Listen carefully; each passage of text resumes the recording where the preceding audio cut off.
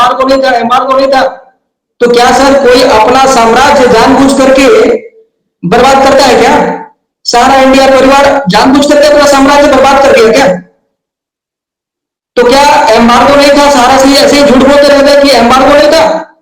2021 का सेबी का स्टेटमेंट देख लीजिए। सेबी का स्टेटमेंट है 62,300 करोड़ का देनदारी, यानी कि अगर कोई भी प्रोजेक्ट सारा सेल करती तो 62,000 करोड़ तक वहां पे जाता। अभी जो 3, 4, 5 तारीख की जो सुनवाई हुई उस दिन तक सेबी का डिमांड रहा है 15% इंटरेस्ट के साथ। तो कैसे बोल दीजिएगा कि एम्बार्गो नहीं था? इसलिए अफवाह जो फैली है कि सहारा कर्मचारी के प्रति चिंतित नहीं था या कॉर्पोरेट के प्रति चिंतित नहीं था, ऐसा नहीं है। अगर सहारा कॉर्पोरेट के ऊपर चिंतित नहीं होता तो आज सर सहारा इंडिया फाइनेंशियल कॉर्पोरेशन का भी हम लोग अपील किया है सुप्रीम कोर्ट में कि सहारा इंडिया फाइनेंशियल कॉर्पोरेशन में भी हमें काम करना है। लाइफ इंश्योरेंस के लिए भी हम लोग अपील किए सुप्रीम कोर्ट में कि लाइफ इंश्योरेंस का भी बिजनेस हमको करना है। म्यूचुअल फंड के लिए भी अपील किया गया, लेकिन वो बाइंड अप करा दिया गया। आज हाउसिंग प्रोजेक्ट शुरू हो रहा है, वहां भी बुकिंग के लिए सभी कार्यकर्ता को मिलेगा। लाइफ इंश्योरेंस शुरू हो जाएगा तो बिजनेस मिलेगा। तेरा बैंकिंग के लिए रोज हम लोग जा रहे हैं, सीआरसीएस में जा रहे हैं, अपील कर रहे हैं सीआरसीएस को कि भाई हमारा स्टे खोल दीजिए, बाकी स्टेटों में चालू कर दीजिए। 5,000 करोड़ आपके पास पड़ा है और सेबी के पास ऑलरेडी 22 से 23,000 करोड़ पड़ी है। हम ऑलरेडी 10,000 करोड़ और भरने के लिए हम सहमत हो गए हैं, तो हमारा एनआई तो खोल दीजिए। तो ऐसा नहीं है सर, पिछले 4 दिन से कमांड में यही मीटिंग चल रही है सारे रेगुलेटर के साथ, सारी एजेंसियों के साथ कि भाई हमें काम करने दीजिए और हम कानूनी तरीके से ही काम करेंगे। आप ऑडिट कीजिए, आप निगरानी कीजिए, हमें काम करने दीजिए। तो जहां तक सर आपका सवाल था कि क्या सहारा अपने 15 लाख कार्यकर्ताओं के लिए, उनकी रोजी रोटी के लिए कुछ सोच रहा है कि नहीं सोच रहा है, तो जी हाँ, दिनों रात सोचा जा रहा है और बहुत जल्द उसका रिजल्ट आएगा। 10 से 15 दिन में आज हमारा सहारा क्रेडिट कोऑपरेटिव सोसाइटी का मीटिंग चल रहा है। आज एनुअल जनरल मीटिंग चल रही है कमांड में, कल भी चलेगी 2 और सोसाइटियों की। 1-2 दिन में हो सकता है कि हमारी एनआई भी खुल जाए। 99% चांस है कि एनआई खुल जाए। लाइफ इंश्योरेंस का बिजनेस 100% खुलने जा रहा है, इसमें कोई डाउट नहीं है। सहारा प्राइम सिटी की बुकिंग बहुत जल्द शुरू होने जा रही है।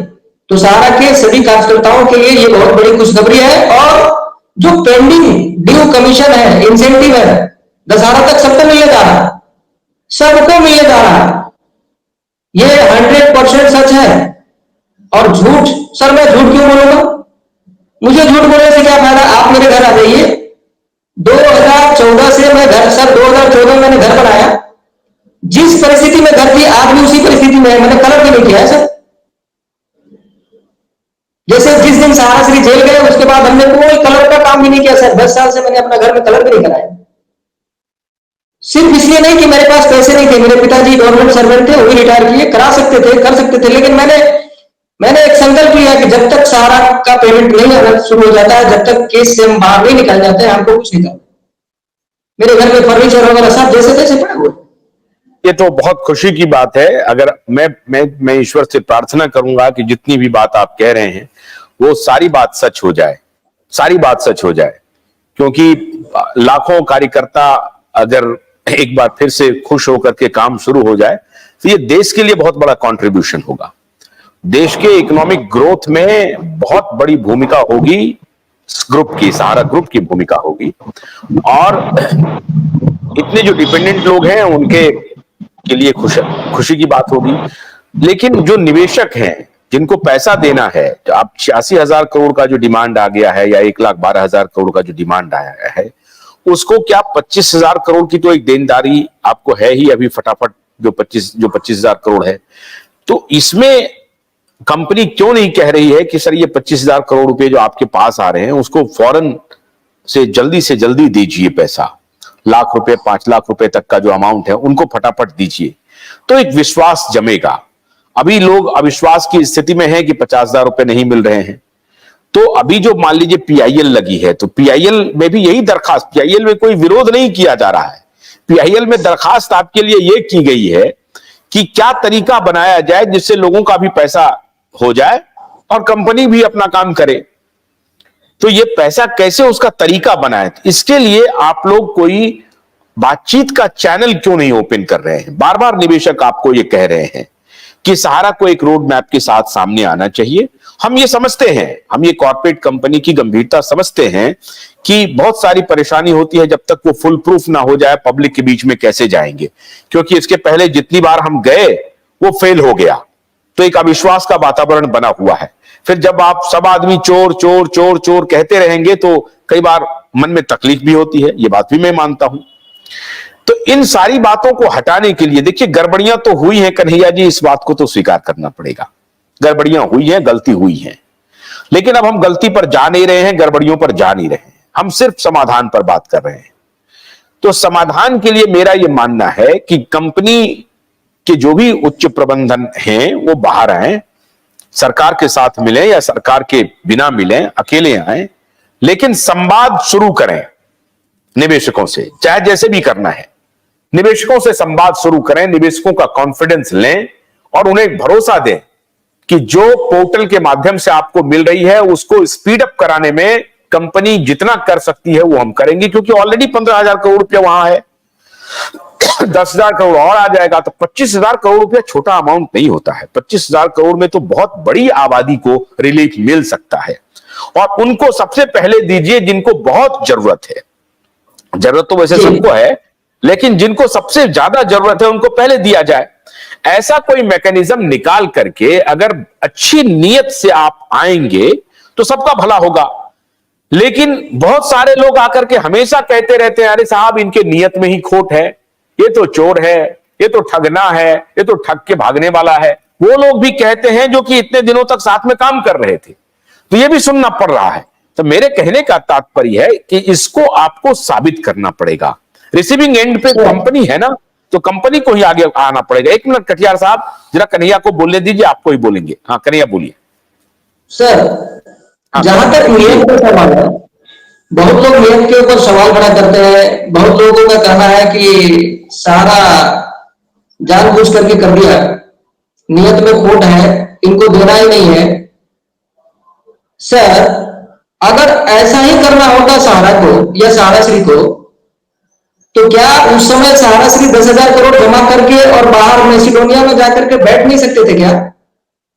मैं बता दूं कि 2014 में 2013 और 14 का हमारा बैलेंस शीट उठा के देख लीजिए सर, 62,000 करोड़।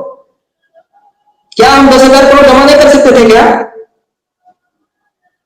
और अगर सहारा को गलत ही करना होता, नीति खराब होती, तो 5,120 करोड़ जो सेबी को दिए थे नहीं देते? क्या कर लेते? जैसे 127 ट्रक डॉक्यूमेंट का जो बोलते हैं लोग कि वो सिर्फ कन्वर्जन कर दिया गया। मैं इस पर भी आपको बताना चाहता हूं, छूटते नहीं ना, वो तो जेल का बेल अमाउंट था। एक 5,120 करोड़ तो सर 2012 के ऑर्डर को कंप्लाई किया गया था, वो फॉलो किया गया था। जेल तो सर 2014 में है। 2013 में और 80,000 करोड़ का एमओयू साइन हुआ था न्यू डाटा बनाने के लिए। 2012 में हमारा इन्वेस्टमेंट आप देख लीजिए तो आप समझ जाएंगे कि लिक्विडिटी की कोई कमी नहीं थी। सारा श्री जब जेल गए थे उस समय भी 3,000 करोड़ तक मंथली कलेक्शन था। और एक बात और उठी थी, मैं एक्चुअली नहीं आया, जवाब नहीं दे पाया था, कि सहारा श्री जब जेल में थे तो एक सोसाइटी बनाई गई थी जिसका नाम था सहारियन सोसाइटी लिमिटेड, और उसमें 25,000 करोड़ इकट्ठा किया गया था। तो पैसा कहां गया? सर, उस सहारियन सोसाइटी का मेंबर मैं भी हूं, मैंने भी 1 लाख रुपए रखा था 6 महीने के लिए। उसमें सर कितना कलेक्शन आया था? वो 25,000 करोड़ कलेक्शन नहीं आया था। वो एक सोसाइटी बनाई गई थी, भोपाल से रजिस्ट्रेशन कराया गया था कि भाई सहारा श्री जेल में चले गए हैं तो कैश लिक्विडिटी की दिक्कत नहीं हो उसके लिए। हालांकि सहारा श्री के पास उस दिन भी तिहाड़ जेल में जाकर के मैनेजमेंट मिली थी कि इतने पैसे हम लोग इकट्ठा कर लिए हैं, क्या करें? तो उन्होंने कहा कि हम निवेशकों की हित की लड़ाई लड़ रहे हैं, हमारे ऊपर जो आरोप लगे हैं उसको हम अपने स्टैंड पे हैं, हमने कोई गलत काम नहीं किया है, इसलिए आप लोग अपना मैनेजमेंट कीजिए और हमें कानूनी लड़ाई लड़ने दीजिए। तो पैसे का वहां कोई सवाल नहीं था सर। अगर ये लोग ये आरोप लगाते हैं कि इन्होंने पूरा का पूरा 100% कन्वर्जन कर दिया था, तो सर कन्वर्जन की बात में अगर कोर्ट में वो जाकर के स्वीकार कर लेते कि ठीक है गलती हो गई है हमसे, अब हम इसको ठीक कर लेंगे, जैसे रामदेव ने किया, मान लीजिए एक स्ट्रैटेजिक मूव कहते हैं, क्या सहाराश्री ने स्ट्रैटेजिक मूव गलत कर दिया? अगर कोर्ट में जाकर के वो गलती स्वीकार ही कर लेते और फिर वो कोर्ट हो सकता है उनको माफी दे देती, तो ये स्थिति नहीं होती। क्या ये ईगो का भी क्लैश हो गया? नहीं, सहाराश्री जब 4 मार्च 2014 को सर बिना शर्त माफी मांगे थे। पहले माफी मांगे थे कि मुझे माफ कीजिए, गलती हो गई, मैं 20,000 करोड़ जमा करा दूंगा, मुझे टाइम कीजिए। और इसके बाद दूसरा उनका अपील यह था कि हमारे साथ 12 लाख लोग हैं, उनका भी रोजी रोटी का सवाल है, उस पर भी ध्यान दिया जाए। पहले उन्होंने ये नहीं कहा था, बहुत लोग बोलते हैं कि 12 लाख लोगों की आड़ में बचना चाहते थे, ऐसा नहीं था। पहले उन्होंने बिना शर्त माफी मांगा कि माफ कर दीजिए, हम 20,000 करोड़ जमा कर देंगे, कुछ टाइम दे दीजिए। दूसरा अपील उनका यह था कि हमारे साथ 12 लाख लोगों का भी रोजी रोटी जुड़ा हुआ है, उस पर भी ध्यान दीजिए। इसलिए ऐसा कर देना कि सहाराश्री 12 लाख लोगों के आड़ में छुप करके काम करना चाह रहे थे, तो ये जो आरोप है ये एकदम गलत है। कन्हैया, मैं आपसे बातचीत जारी रखूंगा, लेकिन कल 2 बजे। लेकिन प्रवीण, मैं सिर्फ एक मैं 1.5 घंटा बातचीत हो चुकी है, 1.5 घंटा। प्रवीण संक्षेप में बोलिए, कल हम 2 बजे फिर हम ज्वाइन करेंगे। और कन्हैया, मैं आपसे अनुरोध करूंगा कि कल आपसे ज्वाइन करेंगे। आज मेरी छुट्टी है, इसलिए मैं आपसे जुड़ पाया हूँ। जी बोलिए। आवाज आ रही है मेरी? हाँ, आ रही है प्रवीण, जल्दी बोलिए। जी, मैं ये 2-3 बात क्लियर कर, अभी इन्होंने एक विश्व भारती को लेकर कुछ बात बोली है, उस पर मैं जरूर आपत्ति करना चाहूंगा। इन्होंने बोला है कि इनका काम, विश्व भारती के लोगों का आज के डेट में काम हो गया है कि सहारा इंडिया को ताला लगवा दिया जाए। दोस्त, मैं हाथ जोड़कर आपसे ये बात बोल रहा हूँ, हाथ जोड़कर, इतने लोग बैठे हुए हैं, हमारी कोई मंशा नहीं है कि आपके किसी भी मुझे बोलने दिया जाए, बीच में ना तो मर्यादा रखिएगा कि मुझे बोला है ये बात व्यक्तिगत ये कोई व्यक्तिगत में बात नहीं कर रहा हूँ, ये संगठन के ऊपर जो आरोप लगा है, मैं उस पर एक छोटा सा बात बोलना चाहता हूँ। ठीक, नहीं आप विश्व भारती के 1 मिनट प्रवीण को बोलने दीजिए। कन्हैया, कल हम आपसे बात करेंगे। प्रवीण 1 मिनट बोल लीजिए। और कन्हैया, अब व्यक्तिगत लांछन से बचें तो ज्यादा बेटर है। अब जैसे हम लोग कंस्ट्रक्टिव बात कर रहे हैं, अच्छा हो रहा है ना, अच्छी बात हो रही है, आप अपना पक्ष रख रहे हैं, लोगों के बीच में जा रहा है कि सहाराश्री, अभी तक कंफ्यूजन था कि सहाराश्री ने कभी माफी नहीं मांगी, तो कोई एफिडेविट नहीं दिया, सब दिया है, तो अच्छी बात है, आप बोल रहे हैं। तो प्रवीण बोल लीजिए, मैं क्लोज करूंगा। जी जरूर। मैं एक बात बता देना चाहता हूं कि विश्व भारती का ऐसा कोई मंशा नहीं है, हमारे पैसे की लड़ाई है। हमने एक अपना तरीका अख्तियार किया है, लोगों को जोड़ा है, ठीक है, उस तरीके से हम लोग, हमारा पैसा कैसे मिले, हम उसकी तरफ बढ़ रहे हैं। आप एक मिनट आशुतोष जी, उसमें अगर किसी को कुछ बातें खराब लग रही है तो उसका कुछ किया नहीं जा सकता। दूसरी बात, मैं एक बात बोलना चाहता हूं, ये विश्व भारती संस्था बनने के बाद इस बात का मुझे बहुत ही गर्व है और खुशी है कि अभी तक हम लोगों ने कम से कम 100 लोगों की, आशुतोष जी, जान बचा दी है। जो लोग सहारा से डिप्रेस्ड होकर या सुसाइड करने जा रहे थे, या साइनाइड खाने जा रहे थे, या कुछ भी करने जा रहे थे, जो मौत को गले लगाने जा रहे थे, हमें उसका बहुत ही गुमान है कि हम लोगों ने अभी तक 100 लोगों का कम से कम जान बचा दिया है, एक प्लेटफॉर्म बनाकर, और उनके अंदर लड़ने का एक जज्बा जगाया है कि आप भाई सुसाइड मत कर, मरना तो है, आज नहीं तो कल तो मरेंगे ही।